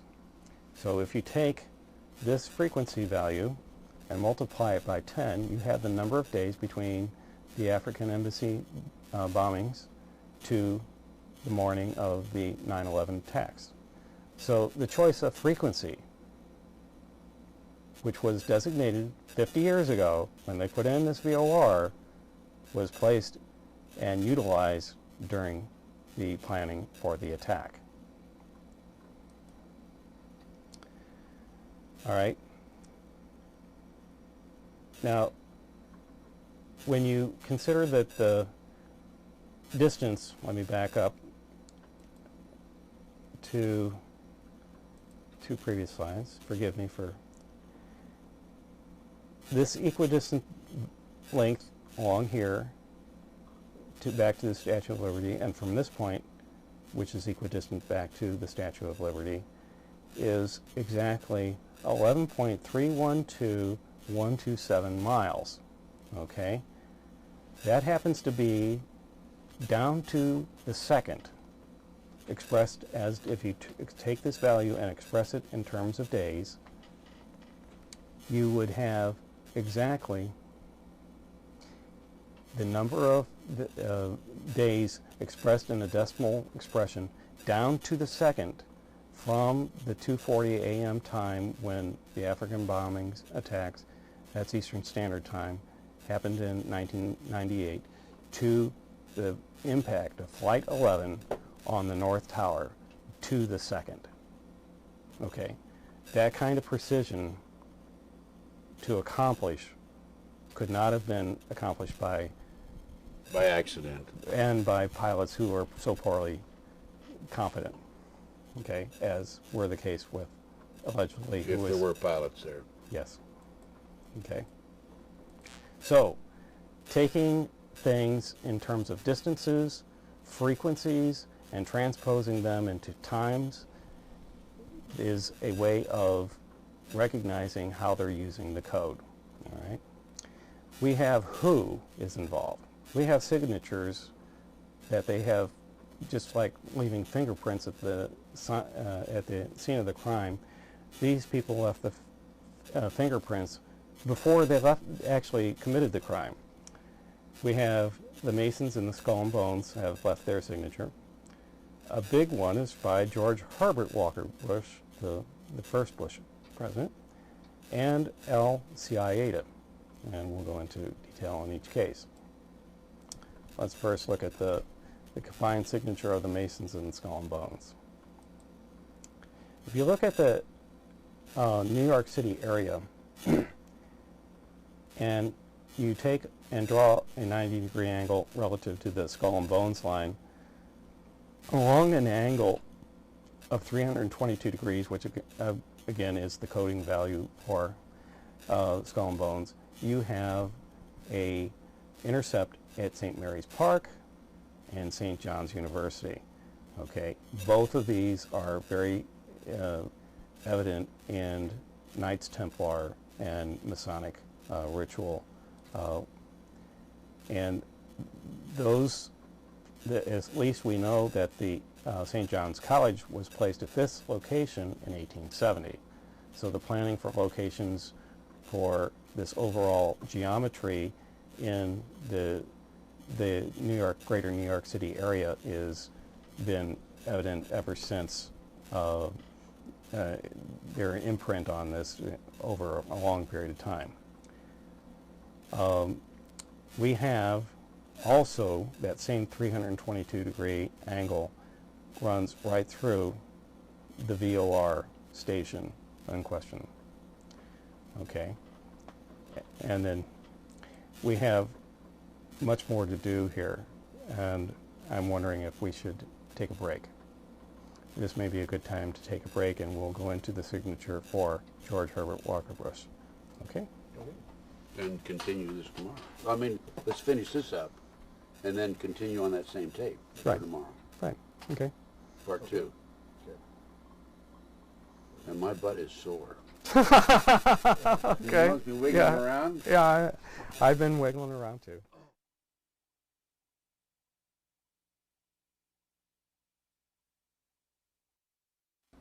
We're back. Ted Gunderson here. February the 9th, 2006. Continuation of my interview with Bob Fisher. Bob, we're back on camera. All right. And thanks for a great presentation the first 2 hours. Well, it's starting to scratch the surface, I hope. Well, we're into another interesting topic here, George Herbert Walker Bush. Yeah, we began, or left off at the tail end of our discussion with people who leave their signatures at the scene of the crime. And now we'll go ahead and look at his signature that he planted there well in advance. Which crime is this now? 9/11. 9/11, okay. All right, so recalling that the number 223 seems to be a very important factor in the 9/11 planning. If we take a step back up into space and look at things on a bigger view and go up here into Maine, this is where the location of Kennebunkport, Maine is, and we have a famous president who resides there, George Herbert Walker Bush. Ex-president. Ex-president. And he happens to have a VOR in his neighborhood, the Kennebunk VOR-TAC, which it means it's a combination of the civilian and the military combined. And the station is just adjacent to where he lives. Just a minute. We talked about VORs earlier, of course, in the last interview. Explain to the layman what VOR is. Okay. VORs are a way in which aviation systems set up to provide pilots with directional navigation in a way that they know where they are along a line of sight from a given station according to a compass direction. And these are stationed or placed all around the United States and provide waypoints for highways in the sky. And you mentioned in the other interview about when they go from one area to another. That's what you were talking about, right? Right. Okay. And here it's like do they radio down to the operator, or is it something automatic? It's automatic. These are transmitters, and the pilot has a receiver in the cockpit that picks up the signal, which is a differential signal according to where they are in a compass direction from the station, so that they can determine where they are. So it's like a road map? Yes. Okay, go ahead. Okay. As you recall in earlier segments that we were encountering the number 223 and the serial numbers of American Airlines Flight 11, the particular jet air route that emanates from LaGuardia VOR, that being jet route 223 here. And when we take a look at the relationship of Kennebunk VOR-TAC and George Herbert Walker Bush's backyard, it happens to be along a 223-degree heading to the LaGuardia VOR. Okay, now the chances of this are being just a happenstance is an impossibility. Okay, this is totally impossible for it to be a random chance. Furthermore, when you take a look at another landmark that we discussed earlier, that DME fixed chords, where the pilots will call in and indicate the flight controllers that they've passed this particular waypoint as a way of managing traffic control. We can take a look at a related line, or a point along this line, with a certain degree of interest. You recall that when we were looking at the distance along the line from the Statue of Liberty to the VOR station, and from the Statue of Liberty along the Skull and Bones line, at a certain point you're at the exact distance that corresponds to the exact time and days of the event, the time from the African bombings of the embassies in Kenya and Tanzania up into the first impact of Flight 11 into the North Tower. Namely, they're at this particular point along both those lines, they're equidistant at 11.312 miles. That happens to be, if you transpose this decimal point to 1131.2128, that is the number of days down to the second at which you have that time span between the African bombings and Flight 11's impact in the first tower, so down to an exact second. Here is that line coming down from Kennebunk VOR-TAC down to the LaGuardia station. And recall I mentioned earlier that there would be some significant interest in this 320.9 degree line where we have a point coming from the VOR station to that equidistant point on the Skull and Bones line. Well, the interest is this. If we follow that same line at 320.9 degrees out to where it intersects with that line that runs from Kennebunk down towards the Chords DME fix that we mentioned earlier, there is a location along this line near to Monticello, New York, which is equidistant along both of these lines. In other words, we've got two sets of equidistant lengths determined by the same line. This 320 degree, 0.9 degree line is the only place along an equidistant point from the Kennebunk vortex. If you notice that this arc is an equidistant length from the vortex. Now, this 320.9 degree line intersects exactly along the arc where both of these vectors intersect in an equidistant arc. And once again, when we take a look down at the Statue of Liberty, the Skull and Bones line and the line to the vortex are both terminated at the very same line. So we have two circumstances where we have defined equidistances from an attack source and from the source of the author as equidistant lines, okay, determined by one line, okay. So there again we have a mathematical relationship that is pretty hard and fast and not too randomly possible. So we have a whole series of relationships of these quaint relationships between the Kennebunk vortex and the jet route 223 and the airliner that has the serial number 223 and so on. And as we take a look at the reoccurrence of these various things, for all these things to come together is an impossibility to not have a design behind it. And the people who are involved with this essentially are providing two important concepts to be reckoned with. Okay, first, there exists a signature reflecting their strategic modus operandi over a long period of time. The global surface shell and the aeronautical shell, there is an architectural design evident that they've imposed, just as the Seal of Astaroth in Washington, D.C. was very meticulously arranged.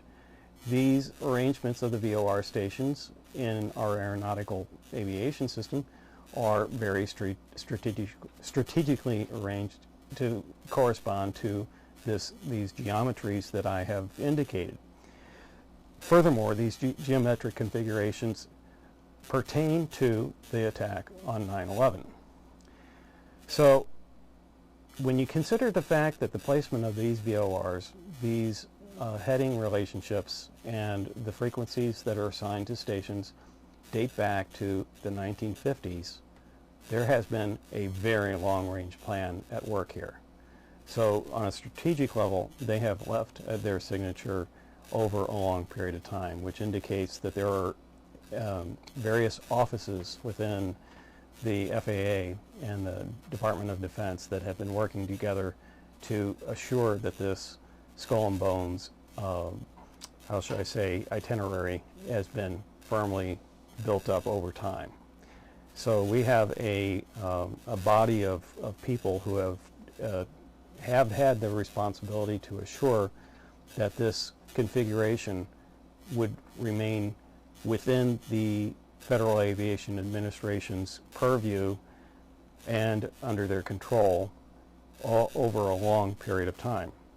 Furthermore, there exists a signature of the tactical level in the months leading up to the attack, indicating that they're taking specific aircraft with specific serial numbers and corresponding them to specific navigational aids in the Federal Aviation Airway System. That kind of tactical arrangement is evidence to the depth at which they are going to arrange these attacks and mark them with their signature. Okay. It'd be interesting to learn when the Bush family bought the Kennecott property, wouldn't it? It'd be interesting to know who made the decision to put the VOR in their backyard. And when, not only that, but maybe he bought it, say, on February the 22nd of some year. So yeah, it could be. If we look back, there could be some interesting little quaint relationship in terms of that. Yeah, they probably put the VOR in there after he bought it, don't you think? Yes, I'm sure that the family property was there well in advance of the VOR. Yeah. But the assignment of the VOR to that location it had to be approved by the FAA. It had to be approved by not just the FAA, the DOD. And Department of Defense. Right, because they work together hand in hand. Nothing happens in the FAA without the DOD's blessing. So there are people in offices throughout this period of time who have been in charge of the charting and the placement of navigational aids, the assignment of frequencies to these navigational aids that were later used in the attacks on 9/11. And that planning has been taking place for a very long time. You say since at least the early 1950s. Then when the VOR started to be placed into the system, yes. Yes. So if we take a look at another cast of characters, we were told that Al-Qaeda was the culprit involved, but in fact, as others have indicated, there's Al-Qaeda that has actually been involved, because the people who are involved with the Muslim aspect of this perspective have been under the purview of the CIA. And a recognition and a signature of that can be noticed once again by revisiting the passage of the Skull and Bones line past that runway where LaGuardia VOR is. Just across this little water gap where the Skull and Bones line runs through, along a 322-degree angle, you run right over the Rikers Island high security penitentiary, where we have, among other people, the Blind Sheikh, who was responsible for the 1993 attack on the World Trade Center. Having residence here is not just a matter of incarceration and penal consideration. It is also a consideration of a signature for a future attack. Okay, on February 26, 1993, there was an attack on day 892.4, blah, blah, blah, in that respective 1440-day cycle. They are operating in 1440-day cycles. It happened that the 9/11 attack happened on the 1131st day of that respective cycle. A previous cycle was involved with the earlier attack in 1993, and it occurred on the 892nd day of that particular cycle. Okay, this left a residual from 1440 of 547.5987 days in that cycle. Once again, we match that very closely to one of the magic coding values that are used in the coding structure, and having the digital sequence 547.3561, and the significance of that in terms of its background can be introduced later, but the matching here is a very close precision, 0.0443% variation from it.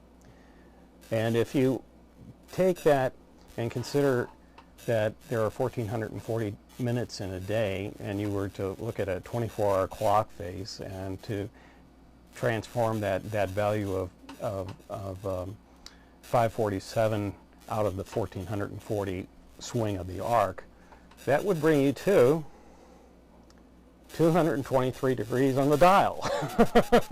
Okay, once again, a reaffirmation of the involvement of 223 in the overall scope. Okay. Do you have any idea why it's 223?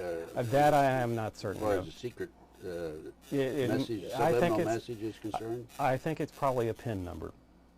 It's sort of like, you know, we go and plug a PIN number in to get into the ATM machine, and the PIN number for this attack is 223. Gotcha.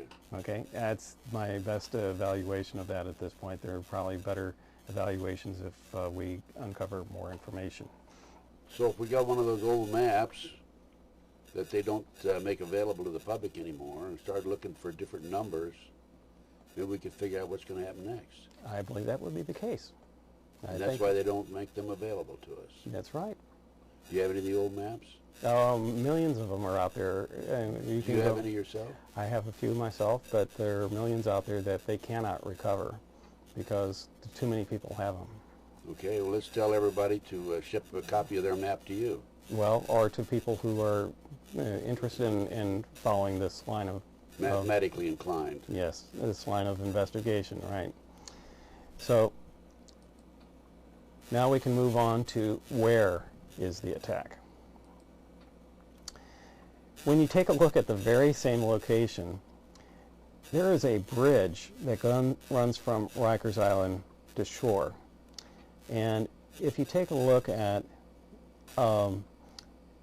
two angles that I've kind of bracketed with, one is 26 degrees heading and the other is 27 degrees, and the bridge runs right down along a line closer to the 26 degree angle. And my feeling about this is that that angle that bridge was constructed corresponds to a value of phi squared. Now, phi is a value like pi that recurs in nature, and where pi is involved with circular geometry, phi pertains to spiral geometry, and it has other mathematical qualities that make it very unique as well. The interesting thing is, you may recall that I mentioned the precession cycles earlier. Well, when you take a look at this angle that I'm discussing here at being 10 times this phi squared value of 2.6180339874989, if you really want to take it out that far, and you multiply that phi square value times 432, you come up with 1131. Once again, the number of days between the African embassy attack and the 9/11 attacks. Okay, so there we have the correspondence between the geophysical core value that aligns with or is integrated with these other values that allow this to be a day for this occurrence. Okay, so, but in respect to this particular situation, we notice that this is at about a 26.18 degree angle. Okay, you could have made that bridge at any angle you would possible other than that and still accomplish the same thing. It's all just going to Rikers Island. All right. Now, if you take a look at that same angle And where you had a, let me find it here. It's hard to see here because we've got a lot of, we're stepped back very, very far. That angle that of the Rikers Island Bridge, and you draw that from this intersection of this line that runs from Fort Schuyler to Peterborough Airport in New Jersey. From that point and the intersection with the 322-degree Skull and Bones.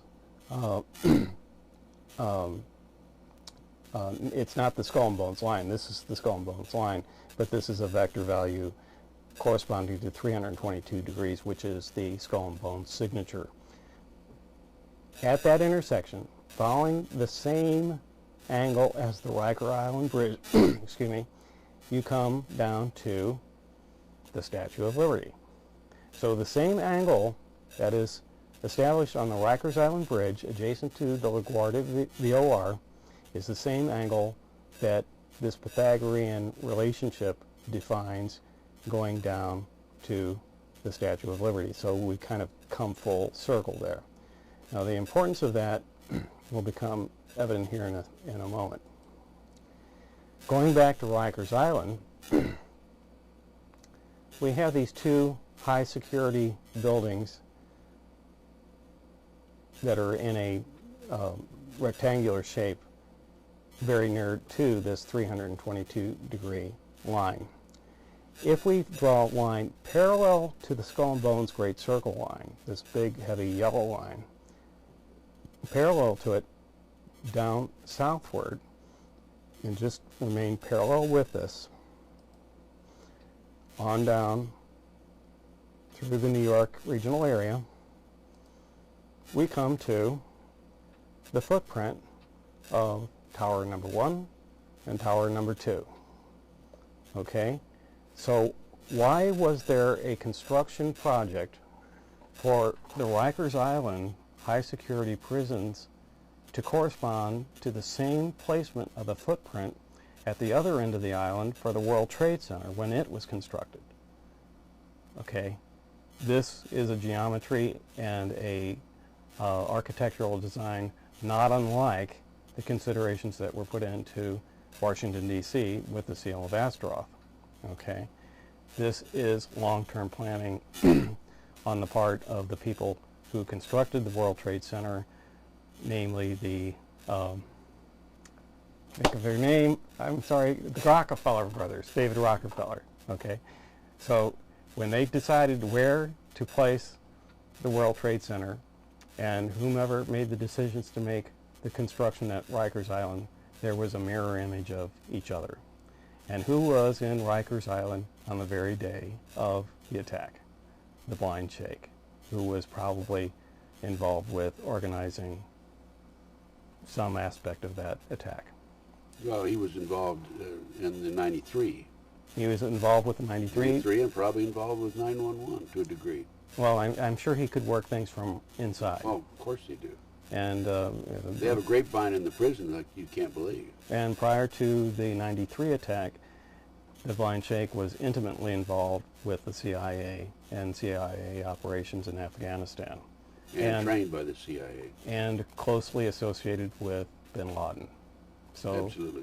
The Blind Sheikh was the direct communications conduit between the CIA and bin Laden.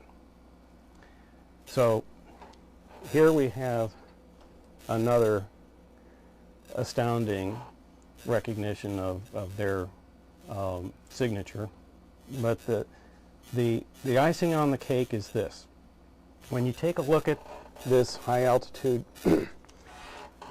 en route map and look at the designation for the LaGuardia VOR on the map, it has a label that indicates the frequency, and it has a Morse code that transmits all the time in the letters LGA, so that it identifies it to the pilot.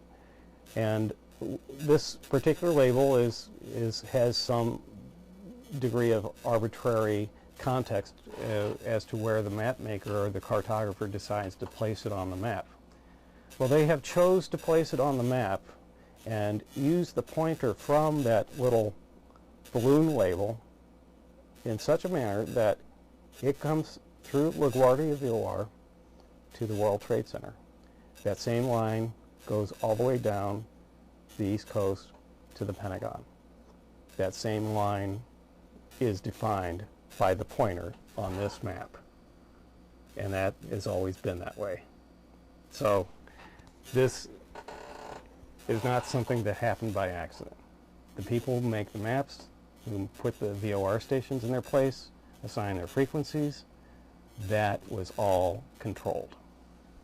And what year you say? 1950s? It's been a construction project since the 1950s. Yes. So we're looking at 50 some years, 51 years. Yes, and it's not just here in the United States, but there's evidence Around of it. the world. It's around the world. Because they're in control of the placement of these VOR stations and internationally as well. And we're going to cover that in the next session. That's right.